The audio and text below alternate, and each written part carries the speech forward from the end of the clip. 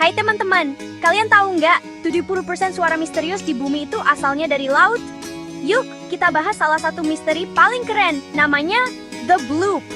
Jadi, tahun 1997, para ilmuwan merekam suara yang super keras dan super aneh di Samudra Pasifik. Mereka kasih nama suara itu The Bloop. Waktu itu, nggak ada yang tahu suara itu apa. Apa monster laut raksasa ya? Atau pesta alien di bawah laut? Bocoran nih, bukan dua-duanya. Setelah bertahun-tahun jadi teka-teki, akhirnya para ilmuwan tahu kalau suara itu ternyata suara gempa es.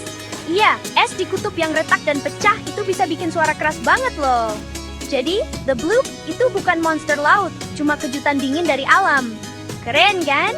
Jadi kalau nanti kalian dengar suara aneh di laut, ingat ya, mungkin itu cuma gunung es raksasa yang lagi nyapa. Teruslah penasaran dan jangan berhenti berpetualang ya teman-teman.